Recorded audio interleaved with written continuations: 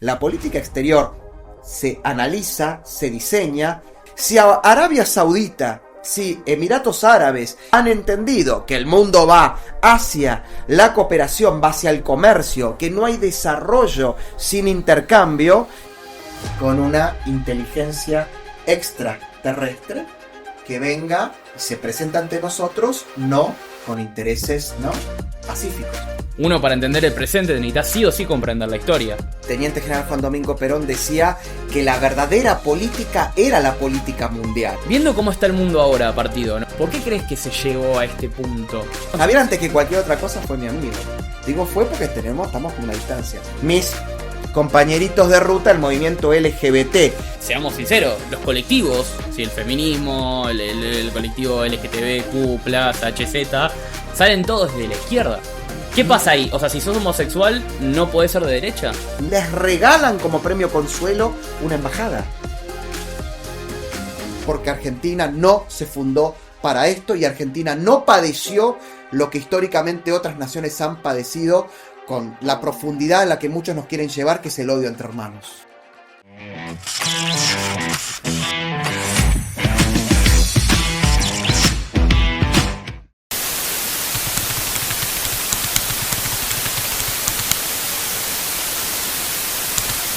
Soy Álvaro Sicarelli y este es el episodio número 18 de Verdades Incómodas, pero Necesarias. Muy bienvenidos y bienvenidas a un nuevo episodio de Verdades Incómodas pero Necesarias. Aquí quien les habla, el conductor Tomás Durán. Tenemos hoy a nuestro nuevo invitado, el señor Álvaro Sicarelli. ¿Cómo estás, Álvaro? Hola, Tomás, muchísimas gracias por la invitación y un saludo grande a todos aquellos que nos vean en este episodio. Buenísimo. ¿Te querés presentar un poco, Álvaro? Bueno, por ahí hay alguien que no te conoce, ¿viste? Como dice Mirta Legrand, ¿no? El público siempre se renueva. Sí. Y hay que informar. Bueno, exacto. Soy Álvaro Sicarelli, tengo 42 años, bonaerense de nacimiento, porteño de adopción, analista, escritor, estratega y especialista en temas de geopolítica y relaciones internacionales, y opinólogo de muchas cosas. Bien. Y escritor, ¿no? Y autor de este nuevo libro, El gran juego de la Guerra Fría entre China y Estados Unidos, que tuve el privilegio de que el Grupo Unión, una de las editoriales que más difunde a los pensadores las ideas de la libertad, me publicara este libro que trata nada más y nada menos que de la contienda estratégica entre China y los Estados Unidos por la hegemonía global, y al final, muy humildemente, algunas propuestas de política exterior para que Argentina y su próximo gobierno pongan en práctica de cara a esta contienda, siempre, en favor de los intereses de nuestro país.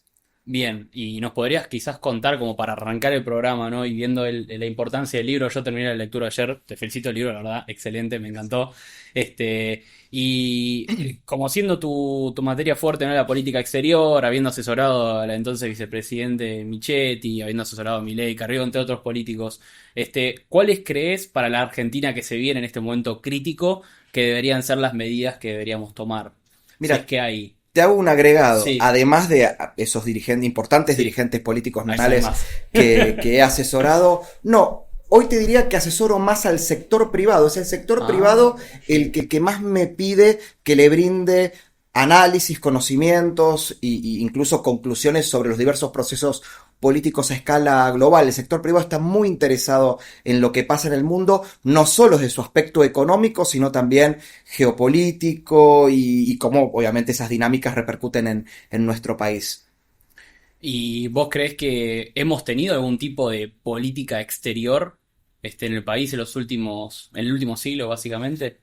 ¿Cuál ha sido la política exterior del país? Bueno, yo te diría que, para no irnos tan lejos, en estos 40 años de democracia, ya sea porque hemos tenido presidentes, jefes de Estado con intención real de que Argentina tenga un rol relevante en el concierto político y económico global, pero también porque las dinámicas internacionales te fuerzan a que tengas un posicionamiento a favor o en contra, alineado a tal o a cual... Nunca neutral.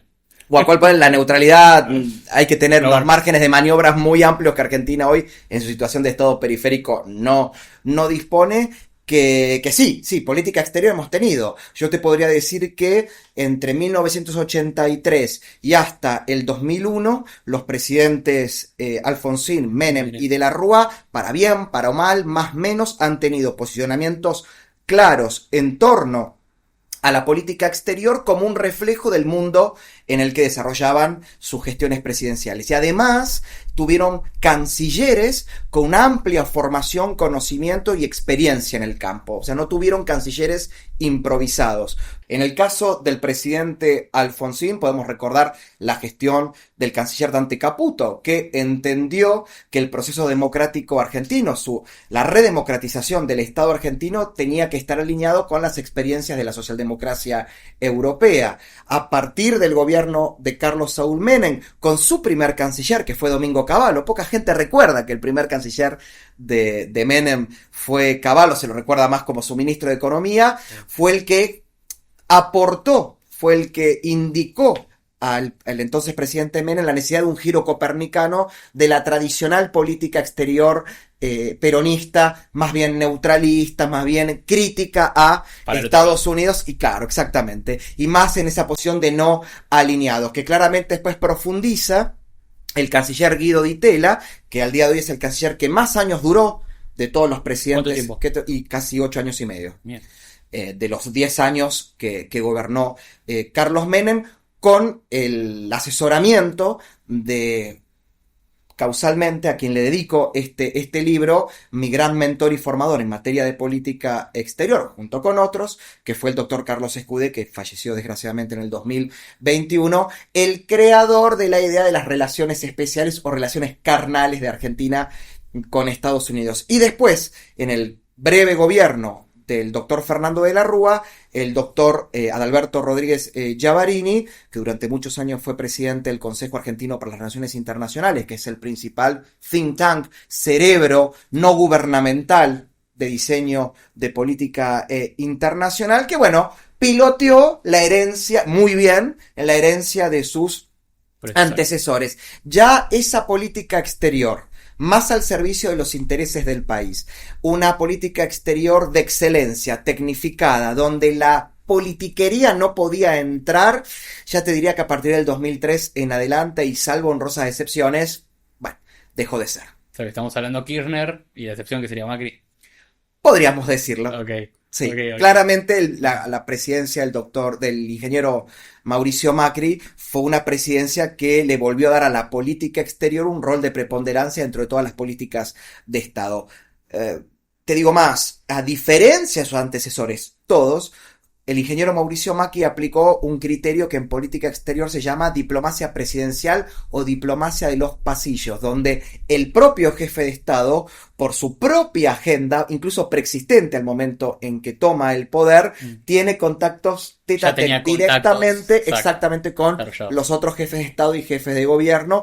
Por ejemplo, siempre se recuerda el caso de la relación que tuvo Macri con Boris Johnson, que claro, previo a que ambos fueran presidente de Argentina y primer ministro de Gran Bretaña, respectivamente fueron alcaldes de sus respectivas capitales. Claro. Boris Johnson en Londres y Mauricio Macri en la ciudad de Buenos Aires. Después te podría decir que dentro del kirchnerismo claramente el mejorcito fue Rafael Bielsa. Después todos los cancilleres estuvieron, repito, no al servicio del país, sino de los intereses, hasta te diría, electorales de los gobiernos kirchneristas. Carlos Rucauf, que me olvidé, ¿no? En el interregno entre el kirchnerismo, bueno, que volvió cuando fue por canciller, claro, canciller del gobierno provisional del doctor Duhalde. También tuvo una gestión bastante digna y recordable. Ahora ya a partir de, no, Tayana, Timerman, y bueno, ahora ni muy olvidables gestiones de el ingeniero Felipe Solá y de literalmente este analfabeto que tenemos como canciller, que es Santiago Cafiero. Bueno, ha llevado al subsuelo a la imagen de la política exterior argentina, o sea, las tomas de posiciones en materia de política exterior que tiene Argentina en el concierto internacional, y a sus conductores. Uno podría decir en el medio, claro, no es solamente Macri y su capacidad de relacionarse directamente. Macri además tuvo dos cancilleres que tuvieron una trayectoria en el mundo diplomático impresionante. Claro. Susana Malcorra, que fue la segunda al mando de la Organización de las Naciones Unidas, pero además la jefa operativa de la Organización de Naciones Unidas, y el embajador Fori, que ocupó roles muy, muy importantes en ciudades y en capitales Te, muy relevantes te voy a hacer una del mundo pregunta que argentino. quizás es muy obvia, ¿no? Pero, ¿cuál realmente es la importancia de la política exterior? ¿No? Porque se la ha desmembrado mucho, ¿no? O sea, se la pasa por alto, ¿no? Como que no es algo importante. Se genera un microclima en Argentina que es Argentina dentro de Argentina y con los quilombos que tenemos nosotros es como que parece que nos olvidamos, no importa, que cualquier mamarracho puede salir.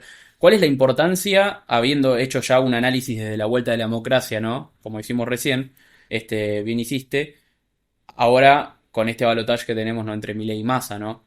¿Cuál va a ser crucial, digamos, las posiciones que tomemos Mira, y las diferencias que voy hay, a ¿no? utilizar la frase de alguien que justamente mis adversarios ideológicos no me lo van a poder criticar. Bueno, El teniente general Juan Domingo Perón decía que la verdadera política era la política mundial. La más lo citaste. importante de las acciones políticas es la acción que se hace a escala mundial y que la política interna o nacional es cosa de provincias. Eso lo decía Perón. Lo citaste en el libro. Y Fue la primera lo pongo, cita es una de las en el citas primer... que da comienzo a la primera parte Wow. del libro. O sea, es fundamental en un mundo altamente globalizado, altamente interdependiente y complejo en todos los ámbitos, en el ámbito económico, en el ámbito político, en el ámbito cultural, en el ámbito de la defensa y la seguridad cooperativa, que un país directamente no tenga política exterior, ya no porque considere que no es importante, sino directamente hay una anomia total, un desentendimiento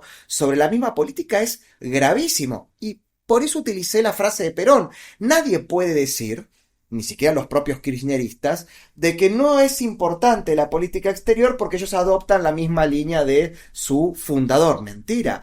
Perón, principalmente en su segundo mandato y después en el famoso tercer peronismo, ¿no? En el último, los pocos meses que gobernó, porque falleció en el 74, le dio mucha, mucha importancia a la participación de Argentina en los organismos internacionales, incluso a Argentina mirando hacia el Asia-Pacífico, claro, no siempre con regímenes que nos caen simpáticos los que defendemos las ideas de libertad, pero claramente sacó a la Argentina de esa nociva idea de vivir con lo nuestro, aislados es lo mismo que integrados, no nos afecta en lo más mínimos tener esta o tal posición o la otra, no alineados es mejor, bueno, claramente el propio Perón entendió que eso no era así y en favor de los intereses nacionales había que tener una política exterior realista, y cuando digo realista es diseñada sobre la base de la realidad objetiva. Yo no puedo diseñar una política exterior fantasiosa de un mundo que solo está en mi cabeza. La política exterior se analiza, se diseña, se implementa y se le hace un seguimiento sobre la base de un contexto internacional real, que es, no lo que a mí me gustaría que sea. Vos dividís en el libro entre el idealismo y Sí. el realismo. En realidad tomo partido. Tomás partido, sí. Primero, bueno, Listo. claramente, porque trato siempre que en mis libros no dar por sabido todo. El lector no tiene por qué saber sobre las Por diversas supuesto. escuelas de política internacional. Que se basan en filosofía igual, ¿no? Que, Primero, que Sócrates, Platón es básico, la filosofía es la madre la base de de todo. todo. La Exactamente. filosofía es la madre de todo. Imagínate que la escuela realista, que es en la que yo tomo partido, pero es que Sí. la que utilizo como método, Mm. método analítico, ¿no? Y también método propositivo, analizo la política exterior y propongo lineamientos de política exterior, se considera fundada en Occidente desde la era de Tucídides, la guerra del Peloponeso, y Mm. que tiene múltiples referentes a través de la historia. No voy a rondar demasiado, pero tanto en el pensar la política exterior realista como en el ejercicio de una diplomacia realista, podríamos nombrar Tucídides, Maquiavelo, Richelieu y Mazarino, Talleyrand, precisamente muchos franceses, eso es bastante interesante, pero más cercanos ahora podríamos nombrar a Kissinger o incluso alguien con el que yo no adhiero demasiado, que es por ejemplo John Mearsheimer, que es un neorrealista. Ahora, en todos conjuga el pensar la política exterior, en además no quedarse en la teoría y en el diagnóstico, sino además proponer direccionamientos de política exterior para que los estados, ¿no? Pivoten, sí. Pivoten, bueno, eso también está en el, está bastante en el... Yo uso tus palabras también. No, es fantástico. Está bien en el libro, pero siempre dentro del marco de la realidad, que será buena, será mala, pero es lo que es. Y sobre tu pregunta sobre la importancia hoy en el debate de cara a la segunda vuelta, donde los argentinos vamos a elegir a quien conduzca por 4 años los destinos de la Argentina, en primer lugar te diría que estoy muy preocupado que en los 2 primeros debates, primero para las PASO y luego para las elecciones generales, no fue tópico de debate entre los candidatos, entre los precandidatos y los candidatos presidenciales, el tema de política exterior. Y me preocupa por 2 cosas. En primer lugar, porque pareciera que la ciudadanía consultada, porque entiendo que hubo como una encuesta previa para elegir los tópicos, parece que no lo mencionó nadie, o fueron muy pocos los que lo mencionaron, pero también me preocupa que los propios equipos de campaña presidenciales y los propios candidatos no lo propusieron ellos, porque me cuesta creer que los organizadores del debate no hubieran aceptado que, de común acuerdo, todos los candidatos hubieran decidido tratar el tema. Dicho esto, no quiere decir que porque neguemos la política exterior no existe y no haya que debatirla y no haya que conocer cuál es el posicionamiento de, por lo menos para cuando esta entrevista esté al aire, de camino a la segunda vuelta entre el hoy ministro de Economía / jefe de Estado en funciones, Sergio Massa, y del líder de una oposición que estuvo muy desunida y que ahora a la fuerza se ha unido, pero que creo que tienen en muchas cuestiones bastante puntos de acuerdo, que es el diputado nacional Javier Milei. Yo, ¿qué te podría decir? La ciudadanía tiene que demandar y tiene que exigir que sean bien claros los 2 candidatos. Tienen que ya presentar formalmente a quienes conducirían la Cancillería. Tengo entendido que ya estaría casi Mondino, formalizado que en el caso de Javier Milei sería la licenciada Diana Mondino y en el caso de Sergio Massa el ex embajador Martín Spandiani. Pero bueno, podría esto modificarse, ¿no? Porque la política, sí, no, y más cuando hay acuerdos, porque pensemos de que Sergio Massa habla de un acuerdo de unidad nacional. No vaya a ser, por ejemplo, que la Cancillería sea ¿no? el objeto de intercambio con la Unión Cívica Radical pro Massa, que se estaría sumando a ese gobierno si gana Massa. Y en el caso de Milei, no vaya a ser que la Cancillería tenga que ser resignada al núcleo duro de la Libertad Avanza para ser cedido, por ejemplo, al burrichismo o al PRO o al ala de Cambiemos que acompañe a Milei, por lo cual los actores cambiarían. Ahora, lo que no puede cambiar, lo que no se pueden hacer vuelcos de timón, ¿no? De 180 grados alevosamente solo para juntar votos, es la propia política exterior. Y si vos me preguntás qué creo que debería ser el próximo gobierno, sea cual sea, porque espero que la política exterior del gobierno que gane, sea el de Massa o el de Milei, sea una política exterior al servicio de los intereses del país, no de su propio gobierno. Y los valores también que tiene cada uno. Y los valores fundacionales de nuestro país, y los valores que están plasmados en nuestra Constitución, que no deja de ser la ley de leyes, y así muchísimos otros parámetros que hay que tener en cuenta. Tiene que ser una política exterior donde Argentina entienda que nos encontramos en un sistema internacional, en un gran tablero global, cuyo orden, cuyo esquema, donde bipolar. Se desarrollan las dinámicas, es un esquema bipolar. En mi libro obviamente lo desarrollo más, donde 2 superpotencias que están contendiendo por la hegemonía en múltiples campos, en el político, en el económico, en el militar y en el cultural, lo hacen con políticas de búsqueda y de construcción de alianzas, donde amplían sus zonas de influencia. Lo hace tanto Estados Unidos, lo hace tanto la República Popular China. Si me preguntás a mí, es mucho más inteligente y mucho más clara hoy la estrategia de ampliación de esferas de influencias de China que de Estados Unidos. Totalmente. Yo siento hoy que China, para bien o para mal, con cantos o no de sirena, le ofrece al mundo emergente y al mundo subdesarrollado, e incluso a estados ya con economías desarrolladas, un modelo de cooperación, un marco de cooperación con ganadores y menos perdedores puntual.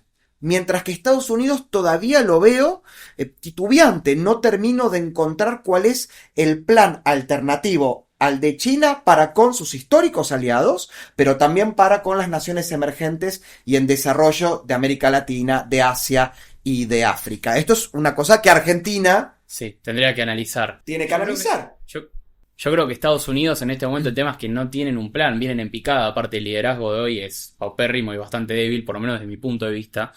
Y si analizamos, ¿no? La hegemonía mundial, en algún momento el gran patriarca cae. Lo hemos visto con Holanda, los Países Bajos, Gran Bretaña, después la terminación de la Segunda Guerra Mundial con Estados Unidos, vino la Guerra Fría con Unión Soviética, Estados Unidos la ganó, y ahora con China, lo más probable es que en algún momento caiga y que China pase, creo yo, ¿no? Ese es mi análisis, pase al primer lugar, ¿no? Eso no significa que Estados Unidos no siga siendo ahí, una superpotencia, además contendiente. Exactamente. Pero esto que planteas es la historia de la humanidad. Exactamente, sí, es historia, no hay nada. Ahora lo que voy con esto es, hay un tema, por ejemplo, para los que somos, y esto no es por tener miedo, todo lo contrario, en realidad, yo voto a Milei, yo lo digo públicamente, no me importa. Yo también. Bueno, vos no también votas. Entonces, a mí me preocupa en cuanto a política exterior, que sería, bueno, probablemente ahora con esto que se está, con el acuerdo, dudo que deje de pasar si es que ganamos, pero el no hacer negocios con China desde el Estado. Aparte, la realidad es que, a ver, las empresas privadas de China lo maneja el Estado. Es una economía de mercado con características chinas, como se le llama. Mira, pusiste el dedo en la llaga de algo que además, por lo menos en el proceso de las PASO y en la primera vuelta, fue muy cuestionado el candidato Javier Milei por ese posicionamiento. Primero te respondo, incluso invito a la audiencia, a aquellos que, además de que me compren el libro, porque por favor, autores necesitamos que nos compren los libros para poder seguir escribiendo otros libros y poder seguir viendo muy buenos programas como este para debatirlos. Muy bien.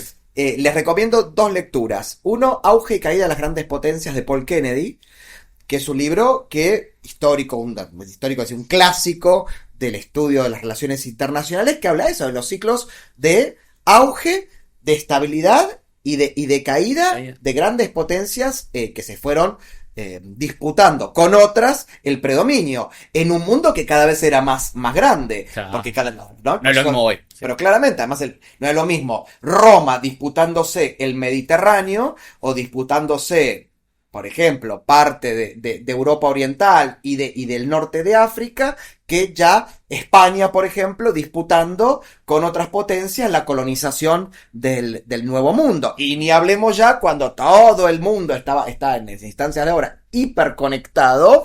Bueno, las potencias tienen intereses múltiples en múltiples estados que además tienen posicionamientos múltiples para con ellas dos. Y agregaría otro libro más, el de Ray Dalio, que se llama Principios, que lo hablamos antes de cuando estuvimos dialogando para tener, que me preguntaste si lo había leído. Es muy muy buen libro porque además tiene una arista más empresarial. Yo te diría que los 2 libros son muy buenos para que lo lean los interesados en la política internacional como política, pero también que lean el Rey Dalio, que se llama Principios para enfrentar el nuevo orden mundial, para entender también ese proceso de auge, estabilización y caída de las grandes potencias desde un ángulo más económico e incluso comercial y empresarial. Y hasta creo que utiliza recursos del marketing. Yo no lo terminé de leer todavía, es un libro extenso. Sí. Dicho esto, te respondo. Claramente, cuando yo trabajé con Javier como asesor en política exterior, le planteé, Javier, efectivamente vos y yo somos anticomunistas, nosotros somos antitotalitarios, nosotros no concebimos sistemas políticos, económicos, socioculturales que atenten contra la libertad, que atenten contra la plena vigencia y ejercicio de los derechos humanos, y dentro de todas ese marco de libertad, la libertad de comerciar, la libertad de moverse libremente por cualquier parte del mundo, donde un pasaporte no valga más que el otro porque uno vale por ser un individuo, exacto, por ser un ser humano. Pero vuelvo a lo que te dije antes, la realidad es no es la que por la que nosotros incluso luchamos, porque esa sería una meta. Entonces, en este mundo bipolar, interdependiente, complejo, con múltiples actores que se van readecuando. Y en una Argentina donde, por un lado, Estados Unidos, una de las superpotencias, es, si bien con quien más coincidimos en materia ética, valórica, somos dos democracias, somos dos repúblicas, con valores compartidos, y es además nuestro principal inversor, por el otro lado, la otra superpotencia con la que tenemos sistemas políticos y jurídicos y normativos antitéticos, porque China, guste o no guste, es un sistema de partido único, sigue siendo un sistema de carácter soviético a nivel político, más allá de que a nivel económico sea un capitalismo con sus particularidades.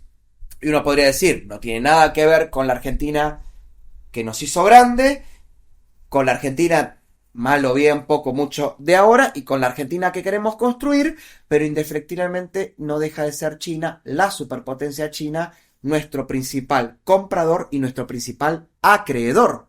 Por lo cual, ¿cómo hace Argentina para imponerse un alineamiento automático con alguna de estas dos superpotencias? ¿Con cuál se tendría que alinear automáticamente? Sin que no sufra un perjuicio mayor a la necesidad de reencauzar a Argentina como economía, como un Estado que sea valorado a nivel político internacional. Es un desafío muy grande. ¿Tenemos que elegir un bando? En esta instancia, en este momento, como ahora, Argentina, ya, Estado año. periférico, Sí. Padeciente de crisis cíclicas Todo. y estructurales, políticas, económicas y sociales, no. Para los intereses de Argentina, no. Yo en mi libro propongo un mecanismo que, bueno, obviamente es perfectible, puede ser mejorado, debatible, y obvio. seguramente habrá gente mucho más preparada que yo para poder incluso hasta liderar un proceso que es la idea de una diplomacia triangular estratégica o diplomacia estratégica de pivoteo, donde Argentina va, ¿no?, pivoteando entre estas dos superpotencias, encontrando, bueno, acuerdos mutuos, pero ahí, mientras tanto, ya tiene que ir tomando una decisión. Es perfecto. Exacto. Te da tiempo. Me da tiempo a construir ya la Argentina autónoma de esa diplomacia triangular. Y yo creo que Argentina debería empezar un desanclaje progresivo de esa altísima dependencia que tiene con la economía del régimen del Partido Comunista Chino, que estamos hablando casi un 40-45% de anclaje económico. ¿Y cómo lo va a hacer? ¿Rompiendo? No, sino buscando nuevos mercados justamente en esa misma zona geopolítica, geoeconómica y geoestratégica que es el Indo-Pacífico, el Asia-Pacífico. Argentina tiene que tener acuerdos muy profundos en materia económica, científico-tecnológica, educativa, con la India, con Surcorea, con Japón, con Australia, con Nueva Zelanda, con Singapur, con todos los llamados tigres del Asia, con las monarquías del Golfo Pérsico, monarquías que hasta el momento en que sucede la gravísima situación que se está viviendo en Medio Oriente, estaban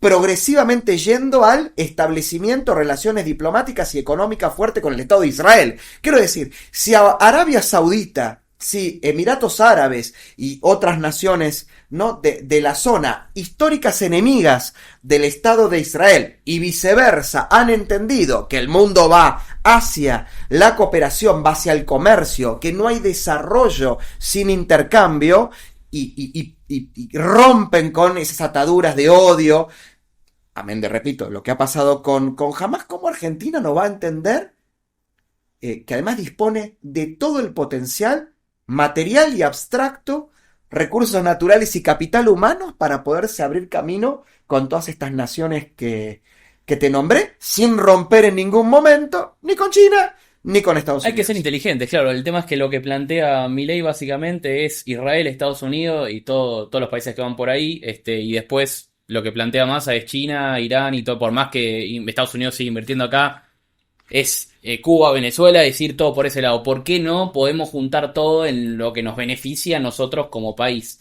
Antes de ir particularmente, que me interesaría saber un poco más de tu relación con Javier, lógicamente por el momento en el que estamos viviendo, te quiero preguntar cortamente, que no mencionamos hasta ahora, creo, la importancia también de que cuando se plantea un objetivo de un país a largo plazo y una sobre todo ir siendo más específicamente una política exterior, debería haber un acuerdo entre partidos, como sucede en muchos países, para seguir una línea, ¿no? Vos dirías hacer como un pacto de la Moncloa en materia de política exterior. Debería, Sí, ¿no? por supuesto. Mira, cuando uno se refiere a... Bueno, ahora, desgraciadamente, producto del nivel de grieta que hay en Brasil, pero ni aún así, en Brasil cuando uno se referencia a la política exterior brasilera, uno habla de Itamaraty.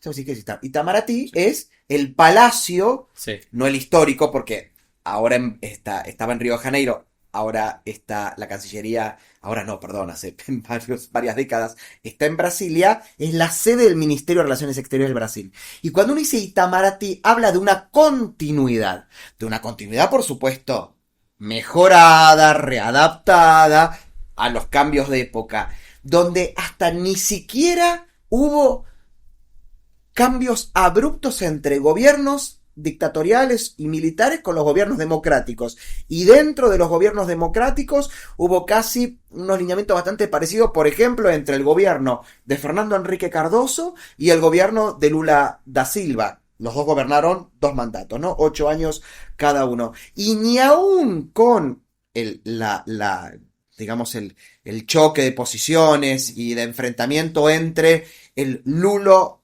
dilmismo, Sí. ¿no? Dilma Rousseff. O sea, Sí. entre Sí. el último gobierno de Lula, el primer mandato concluido de Dilma, su segundo mandato interrumpido, en el medio quedó ahí Temer, Sí, sí, sí, sí. y después ya los 4 años Bolsonaro. de Bolsonaro, y ahora de Lula, La de vuelta. que sí, efectivamente, algunos cambios más ideologizados de política exterior se pudieron ver. Hay un núcleo duro de esa política, porque repito, es una política al servicio de los intereses del Brasil que no se cambia y no se toca. ¿Y sabes por qué tampoco se toca? Porque la politiquería no pudo meterse en un nicho de excelencia, en un núcleo meritocrático, en un lugar donde entran los mejores y los más capacitados. Y acá en Argentina sí.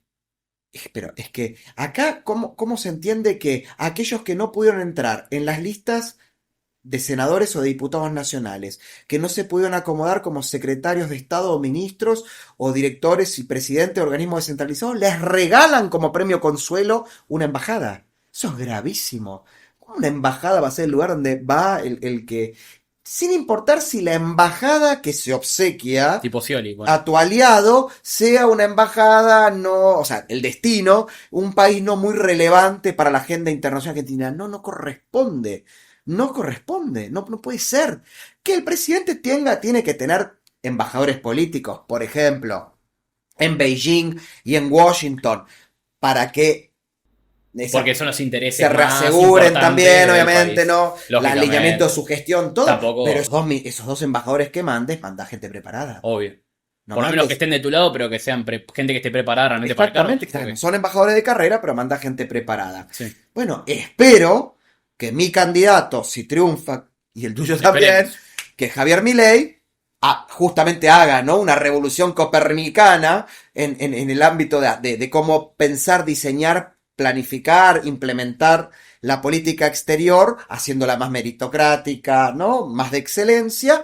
Y en el caso que no se dé nuestro deseo, porque la democracia decidirá que sea otro, espero que en honor a ese discurso de unión nacional y de poner los intereses de la patria por sobre encima de los intereses particulares, Sergio Massa ponga un buen canciller, ponga embajadores políticos y de carrera preparados y no, repito, transforme a la Cancillería como lo ha hecho Cristina y Alberto Fernández en el, ¿no?, casi te diría la guarida de los perdedores. Y Álvaro, si te llama Javier, la típica pregunta es, ¿y si te llama Javier? Me llama, yo lo atiendo. Te Si llama, me dice, no, le digo, hola, ¿qué tal? ¿Cómo te va? Me cae. ¿Qué haces perdido? Es terrible este tipo. No, pero en serio, si te... Yo si- quiero aclarar algo, vos sabés, yo lo quiero mucho, Javier. No, Javier, antes que cualquier otra cosa, fue mi amigo. Digo fue porque estamos con una distancia. Pero Javier no. Javier es un amigo que derivó en líder de un espacio político que al día de hoy me representa, pero es un amigo. Yo lo quiero como persona, Javier. Y a mí me duele mucho y me angustia mucho que terceros se hayan encargado de obturar esa relación. ¿A Y usted no, fueron? no la relación política. A mí me obturó la Personal. relación humana con él. Y no me interesa que quieran indagar, te diría más, el por qué él se dejó llevar o no, no me interesa, que somos humanos, todos podemos tener debilidades, pero de todo lo que ha pasado desde el 2020 hasta la fecha en torno a mi relación con Javier, el enrarecimiento de nuestra relación humana es lo que más ¿Más te duele? me duele y me frustra. Como me frustraría con cualquier otra persona que yo Por supuesto. quiero y aprecio, indistintamente del rol que esté ocupando a nivel público o político o empresarial o lo que sea. Por Em, supuesto. por eso creo que sí, si me llama, sí, le diría eso, qué haces perdido? ¿Cómo andás? Si te, Después me pondría contento escucharlo, si lo estoy escuchando bien, pero tu pregunta entiendo que va por otro lado. Sí, sí, yo creo que, a ver, en hipotético caso de que gane, si te llama, ¿no? Primero, cómo lo verías? Porque vos me estás hablando, obviamente, que primero va la relación personal, ¿no? Y es importante. Y depende Deberían del haber, tono, haber si me llama y hablado. me habla a los gritos, no sé, se habrá enterado de otra cosa y le dijeron otra Si quieren que mentira. estés en un cargo, vos vas a esperar que él te Ahí llame, está la pregunta. Tu pregunta es, ¿qué pasa si el llamado, amén de tiene que saber. que no reconfigure nuestra relación personal, Sí, que es lo que yo más quiero exactamente. recomponer? Primero tenés que recomponer la relación No, personal no en es que caso. tengo, yo quiero Quiero. recomponer la Sí, persona. discúlpame. Sí, dialéctica, sí, Yo quiero la palabra recomponer la relación correcta. personal.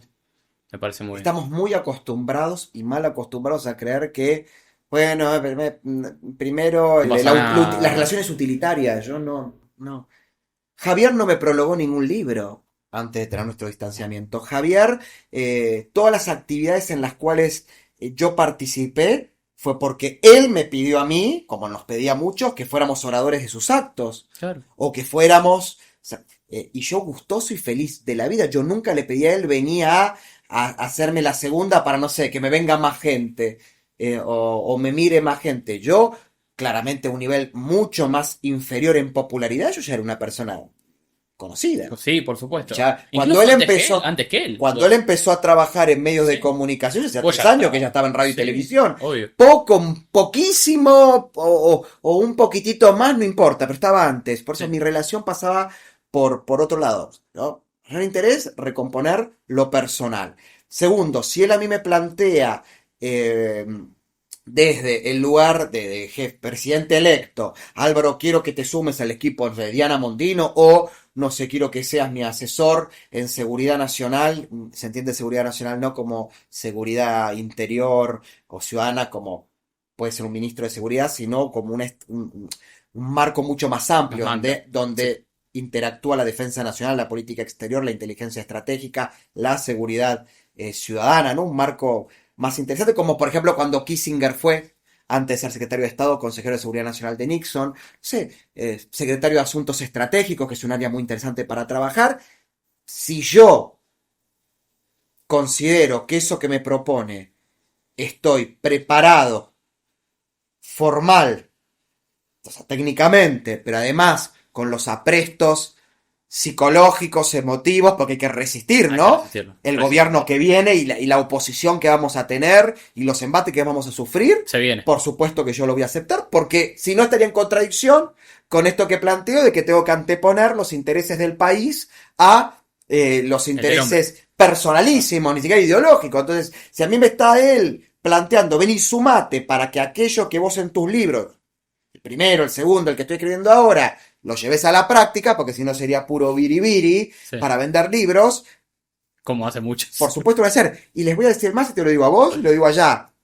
Si yo creo que en ese cargo puntual Sí. no soy el indicado, voy a ser Sí, el no. primero que le proponga a Javier el nombre de aquel o aquella que considere más indicado para cumplir ese rol y no tengo ningún pudor, y a mí no se me caen los anillos, de estar en la segunda, tercera o hasta cuarta línea de ese mismo funcionario que yo propondría para un cargo que el propio presidente electo me hubiera ofrecido a mí, porque repito, lo único que me interesa a mí es no seguir despidiendo amigos ni familiares en Ezeiza, porque este país se aísla cada día más, porque este país no entiende que tiene que aplicar reformas que lo hagan un país estable, en crecimiento y en desarrollo permanente, donde todos nosotros podamos estar invirtiendo más tiempo en hablar de arte, de cultura, de ciencia, de emprendedurismo, de todo lo que nos hace feliz, y nos tenemos que estar hablando permanentemente de las crisis políticas y económicas que vivimos, y para peor, con discursos que nos enfrentan a los argentinos, cuando esto no debería suceder, porque Argentina no se fundó para esto y Argentina no padeció lo que históricamente otras naciones han padecido, con la profundidad a la que muchos nos quieren llevar, que es el odio entre hermanos. Bien. Wow, que es muy interesante lo que estás planteando, porque creo que va por ahí. Si queremos cambiar el país, hay que dejarse de joder en las boludeces, el orgullo, ¿no? A veces tragarse un poco el orgullo, y entender el contexto del que estamos pasando, ¿no? Un país que tiene 150% de inflación, 6 de cada 10 chicos son pobres, 40% de pobreza, que para mí es más, ¿no? Entender el contexto donde estamos parados. Así que bueno, me parece muy bien lo que A planteas, mí Álvaro, una de las cosas que más me dolió cuando yo para poder me progresar. tuve que ir de La Libertad Avanza es que aun cuando me fui y, y que, porque no soy necio, y destacaba cosas buenas de La Libertad Avanza o de ciertos dirigentes, lo primero que me decían sus militantes más extremistas es que yo ahora volví a hablar bien porque quería el tongo. ¿Y saben qué? Y se los digo a muchos de los que nos están viendo, porque seguramente vamos a replicarnos mutuamente Obvio. esta entrevista, y va a haber mucha gente. Decir que cuando uno actúa con pensamiento crítico, crítico primero en negativo, pero crítico también en positivo, es decir, que acepto que aquellos que me han dejado de lado aciertan, y no lo voy a negar, no es buscar el tongo, es querer aportar un granito de arena a esto que les dije antes, a bajar la locura.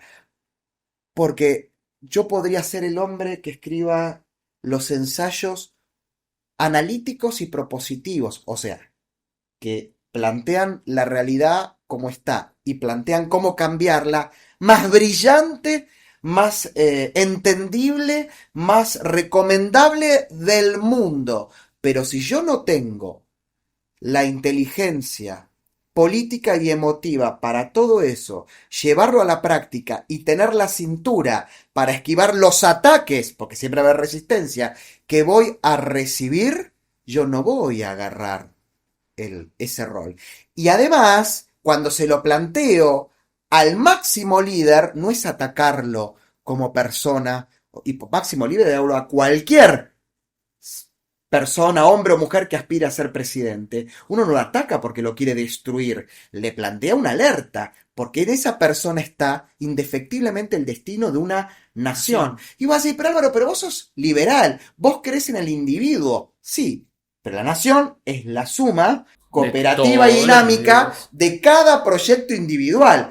Nosotros somos una porción ahora muy chica, todos los que estamos acá, porque la gente cree que somos nosotros dos solos. Atrás no, hay una técnico, producción, por favor, magnífica. Hay una producción, además, de gente que sabe cine, que sabe de economía, que sabe de medicina. Es impresionante toda la gente que está acá atrás. Te felicito por el equipo. Gracias. Y todos nosotros somos proyectos individuales. Y todos nosotros, en este momento, somos un pequeño fragmento, o mejor dicho, somos un eslabón de esa enorme cadena que es la nación argentina. Y esa cadena, en alguna de sus puntas va a haber uno que está arriba de nosotros, circunstancialmente, por tiempo definido y con atribuciones bien claritas, que no se puede pasar, ¿no? Entonces, yo necesito que ese dirigente sea una persona, y no que grite más, grite menos, pero que ante el momento del embate, porque no tenemos ni idea a la que se nos viene, pero hasta el propio Massa también, si él cree que tiene asegurado una presidencia en bandeja, no tiene ni idea. Yo creo que tendría que tenerle más miedo a los propios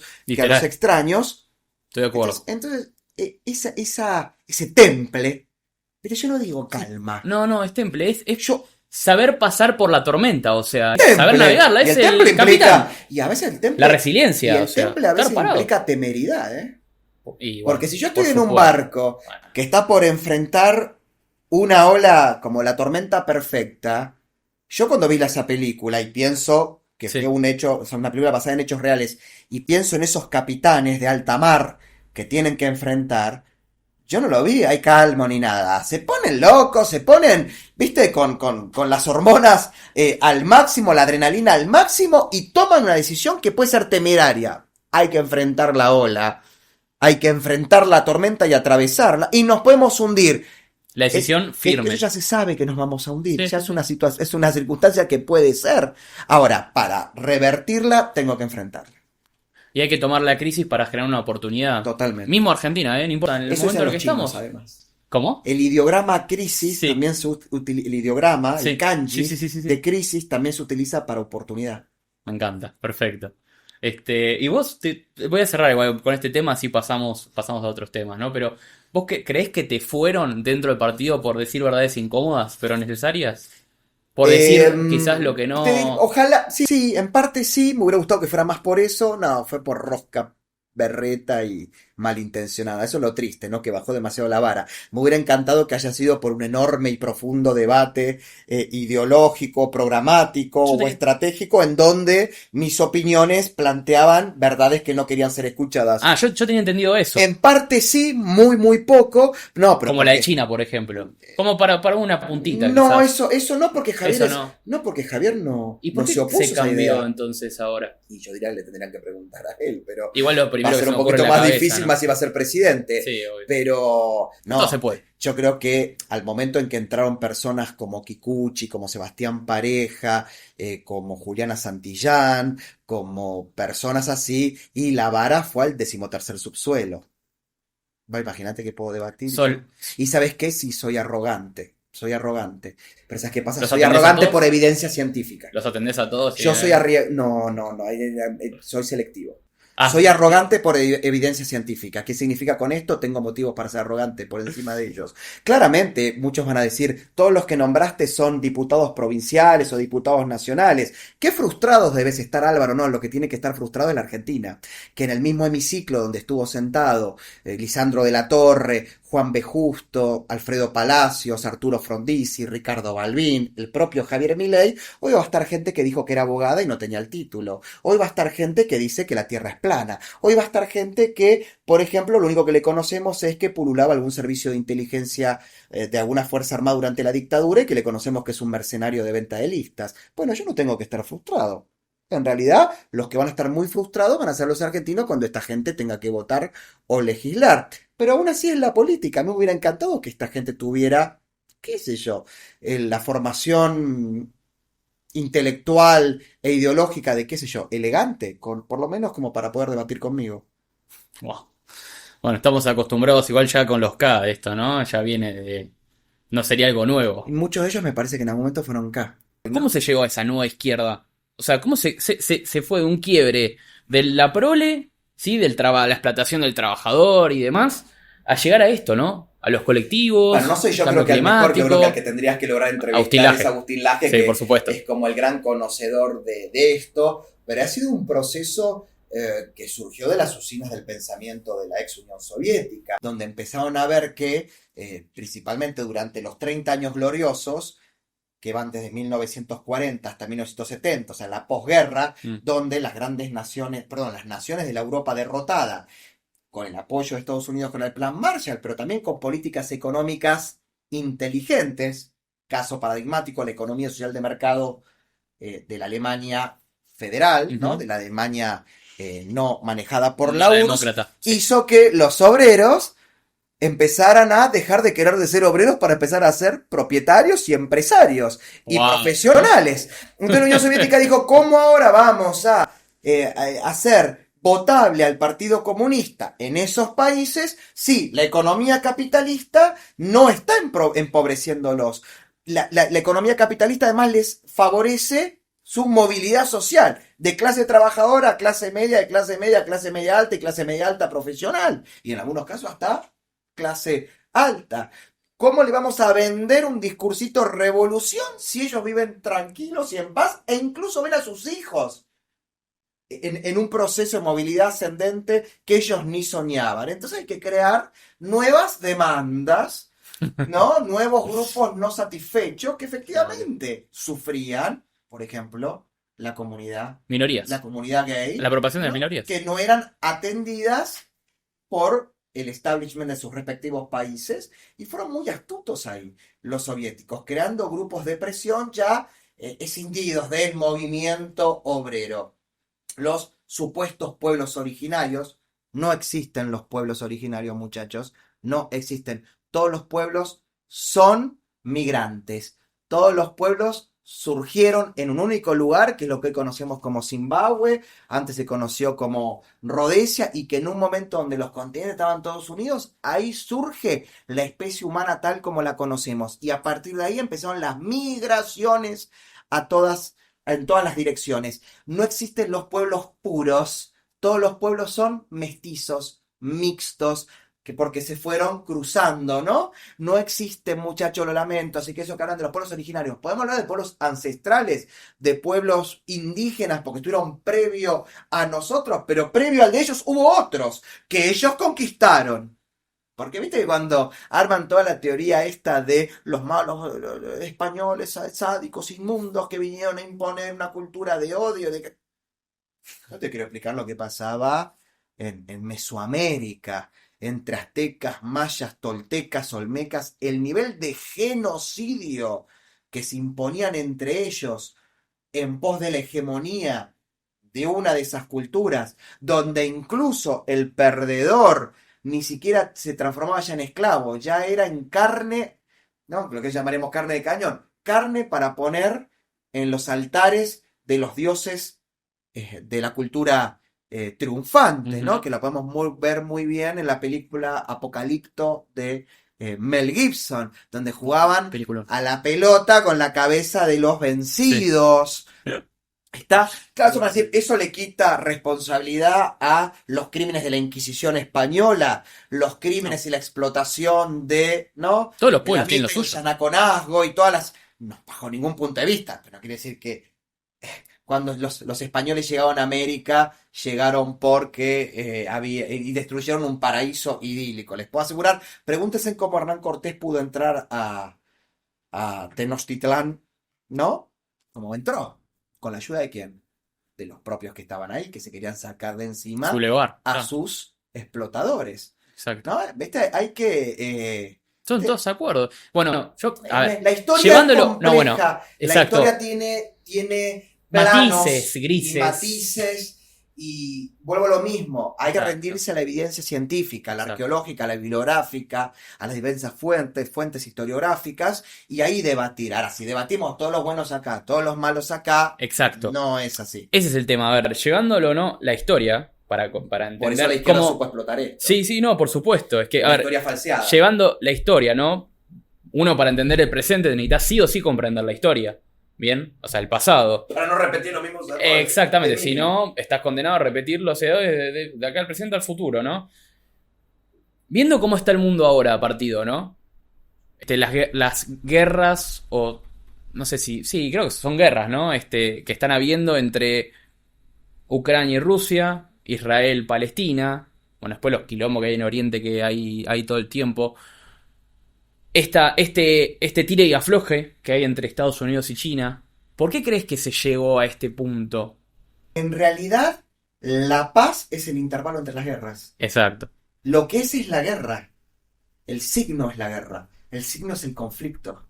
La guerra es una forma del conflicto. Y la paz es un intervalo entre ambos. Lo que tenemos que lograr los seres humanos es que esos intervalos de paz, o sea, de conflicto mínimo, porque el conflicto sigue habiendo, sean lo más extensas posibles, pero guerra van a haber siempre.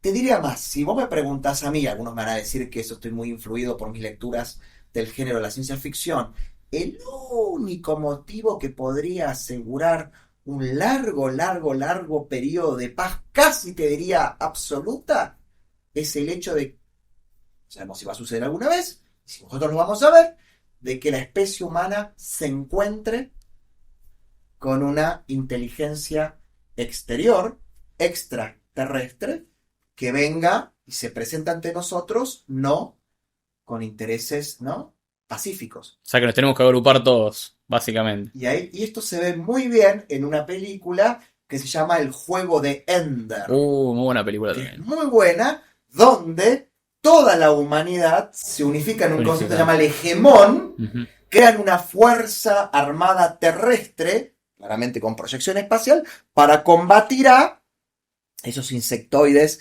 que nos invaden o que nos quieren colonizar. El miedo al otro como desconocido total y nunca pensado, porque además no solamente es el contacto con una inteligencia extraterrestre que tendrá sus normas, sus valores, su esquema, ¿no? Porque yo creo que toda especie inteligente va a tener un mínimo esquema Ujú. de convivencia entre ellos, ¿no? Va a haber Por los supuesto. superiores y los inferiores, sino que además no sabemos ni cómo serán. Ni cómo serán, ni Pero cómo, ¿cómo son? cuando O sea, choquemos ante si serán humanoides o no. Por humanoide quiere decir, tendrán formas parecidas a las ¿vos crees que nuestras. existen? Si serán. Y Existen mira, a ver, extraterrestres, Álvaro. en nuestra galaxia hay no menos de 125.000 sistemas solares donde la posibilidad de desarrollo de vida es idéntica a la nuestra, al de nuestro sistema solar.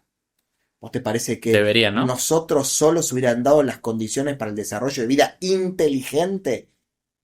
Y en los 119.999 restantes, no. O sea, de mínima, vida, sí. Vida inteligente quizás se achica cada vez más. De los 120.000 sistemas interplanetarios que puede haber vida, seguramente serán, qué sé yo, en 1.000 que puede haber vida inteligente. Bien. En 100 ya tendríamos 100 civilizaciones planetarias con las que nos tendríamos que conectar. Ahí es donde la humanidad seguramente va a dejar de lado, se van a olvidar de Alá, de Buda, Nos olvidamos de todo, olvídate, de Argentina Yahvé, de dejamos de tener. Adonai, se van a olvidar de todas las diferencias, blanco, negro, achinado, se van a olvidar de los géneros, lo binario, no binario, se van a olvidar de todo en línea, porque va a venir algo que nos va a superar. Creo que es la única instancia. Mientras eso no suceda, el conflicto va a existir, la guerra va a existir, se va a perfeccionar, pero otra tesis de mi tercer libro es que la guerra también es motor del progreso. Por supuesto. Muchos de los avances científicos y tecnológicos Se crean la guerra. que se desarrollan para la guerra, después de finalizada esa guerra, termina teniendo utilidad civil, podríamos llamar, y beneficiosa para la humanidad. Piensen que primero se desarrolló el uso, mayoritariamente, el uso de tecnologías de comunicación para la guerra, por ejemplo el ARPANET, que después derivó en el Internet. Exactamente. Es un ejemplo. Muy bien. Sí, sí, sí. Wow.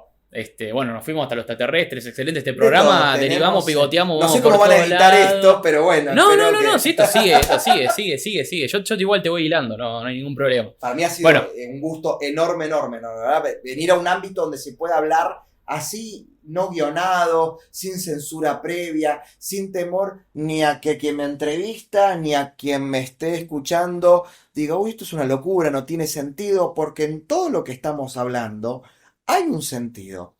Lo que pasa es que, claro, en marcos micro, algunos, bueno, ¿no? Que se van ya Superan, de sí. los límites de nuestra Sí. propia comprensión. El marco desde una ciudad, una provincia, un país, una región, el mundo. Todo lo que hablamos imputa, porque dirá más, de la ciudad me iría un poquito más, el barrio.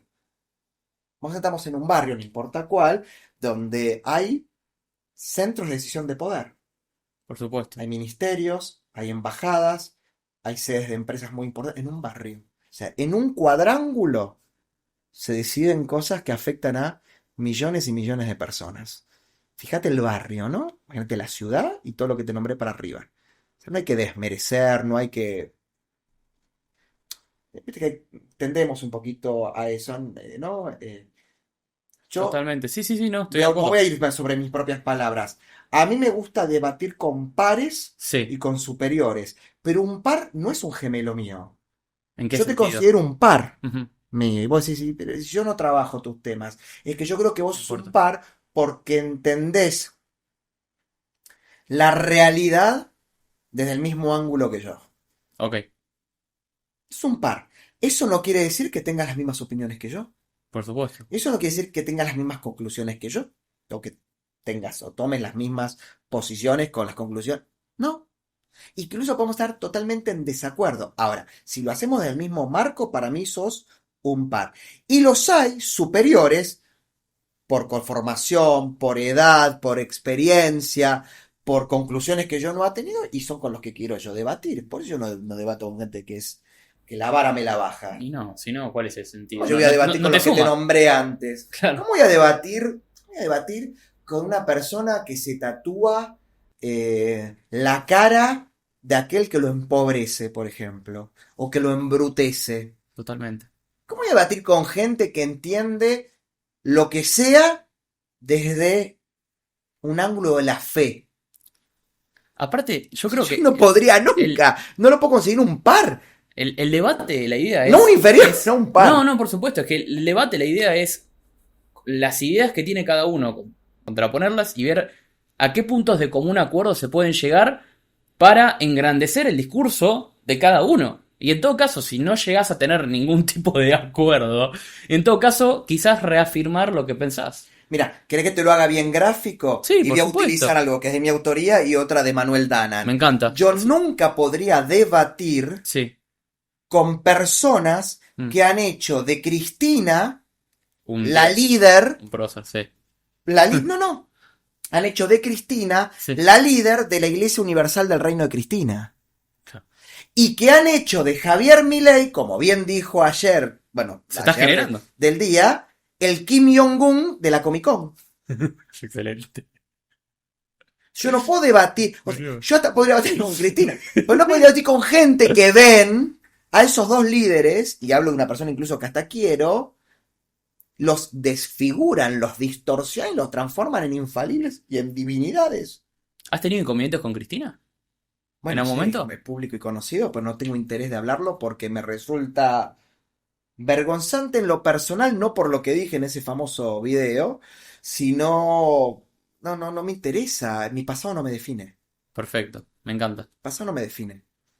Me preocupa que toda esta gente vive de su pasado. Viven del pasado y los archivos de todo, ¿no? Pareciera que todos somos perfectos, ¿no? Sí, bueno. Como que no, por eso no lo somos. Por eso digo, la idea justamente de ir creciendo es ir generando otros pensamientos y otros comportamientos, otras actitudes. ¿Querés que te diga algo? Fundamental.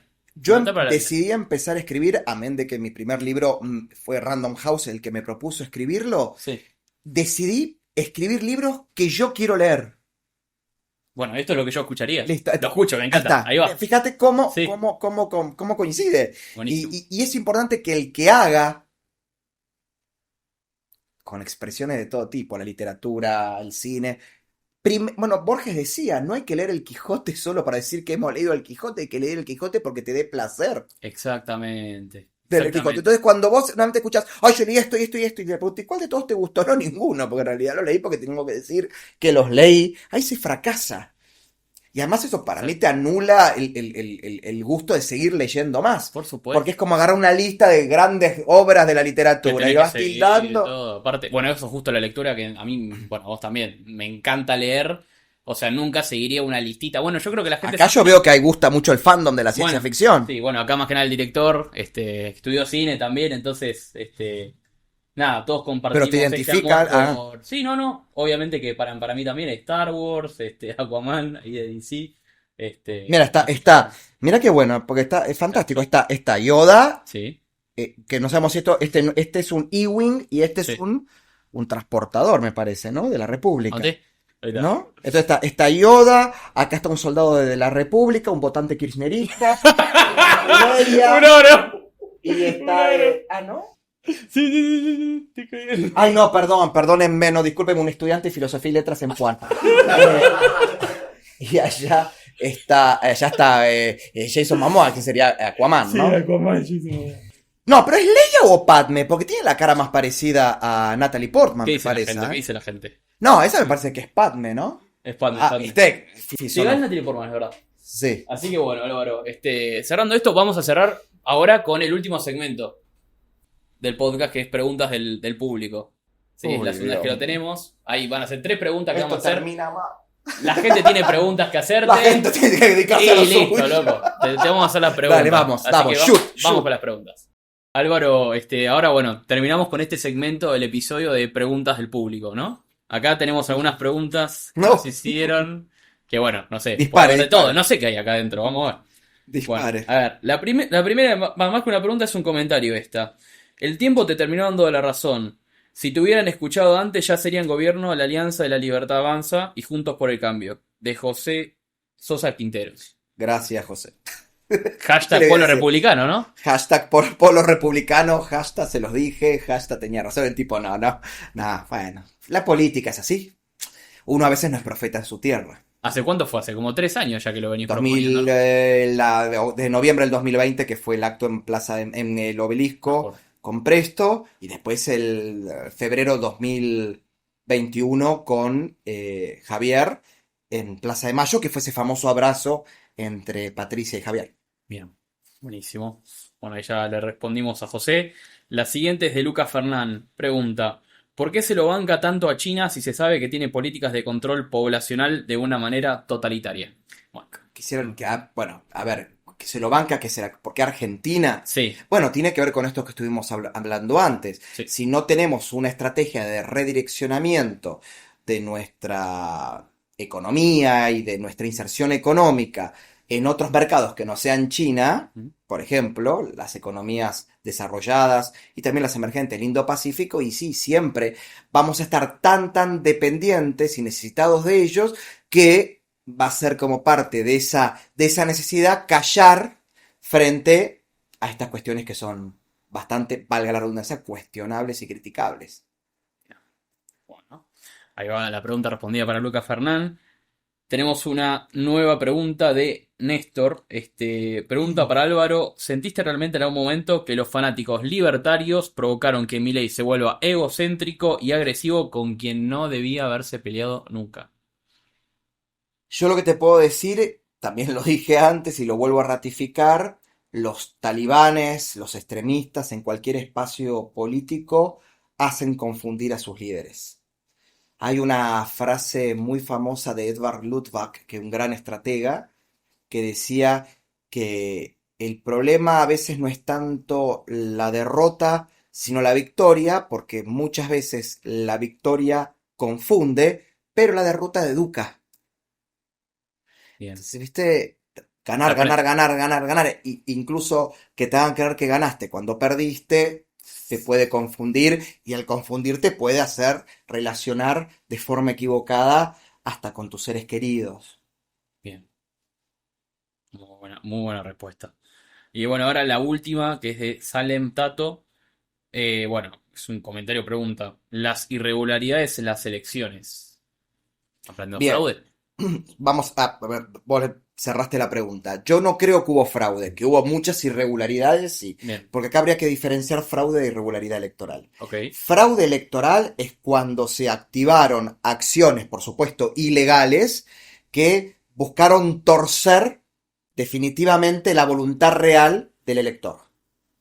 ¿Qué significa? Estaba realmente ganando X e hicieron todo para invertir. Yo creo que lo que pasó en las generales era eso. Salió primero el que iba a salir primero y salió segundo el que iba a salir segundo según los votos. Lo que claramente las picardías, principalmente para quedarse o no con una banca de concejal, de diputado, de senador, es hacer desaparecer una franja de votantes, 1100 votos, 2000 votos acá, allá, pero que en la suma nacional, a mi entender, no iba a torcer lo que efectivamente fue el resultado. ¿Y el corte de luz en los centros de cómputos?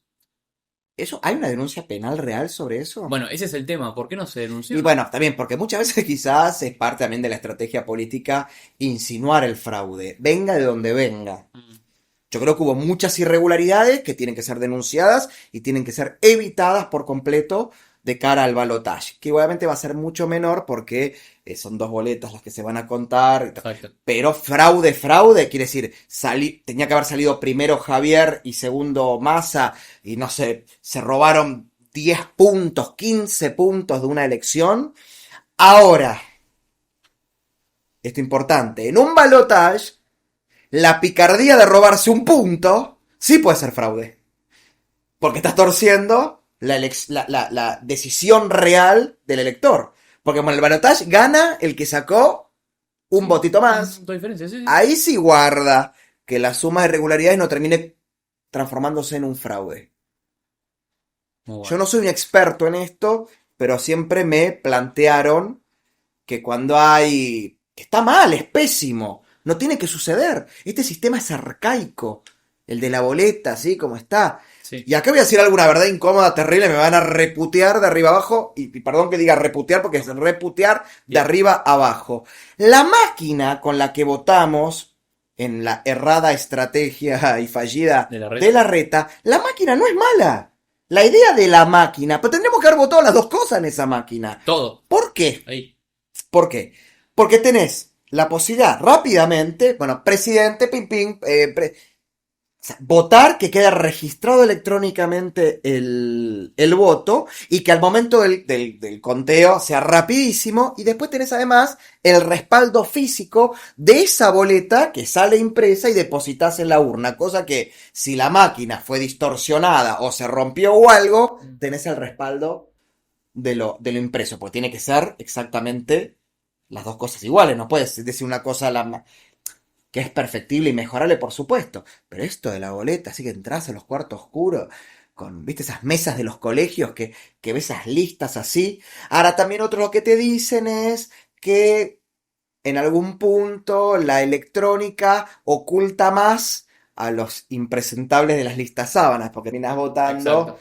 No puedes ver completa. Bueno, también tendremos que pensar no solo en un método de cómo votar, sino también del método de representación. Quizás tenemos que ir a un sistema uninominal donde los 257 en una bancas... No.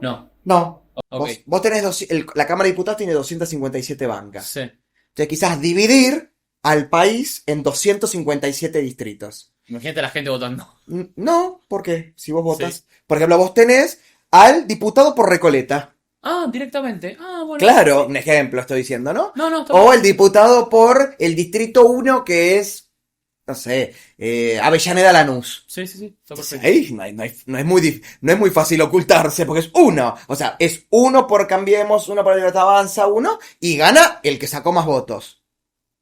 Como Inglaterra. Me parece genial. Como Gran Bretaña. Buenísimo. Que Francia también tiene el mismo sistema.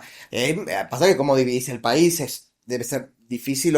Perdón, Estados Unidos. Sí. Estados Unidos, Gran Bretaña, Francia tiene sistema. Que se vota por distrito. Vos sos el diputado.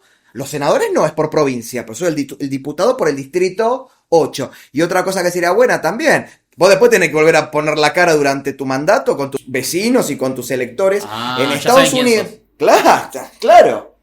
Porque siempre después uno quien recuerda ¿quién encabezó las parlamentarias? Por ejemplo, Mondino, ¿Pero cuántos hay detrás de eso?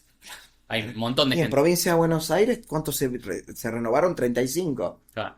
Imagínate el número 28. No sabe ni la madre sabe qué candidato. Así que bueno.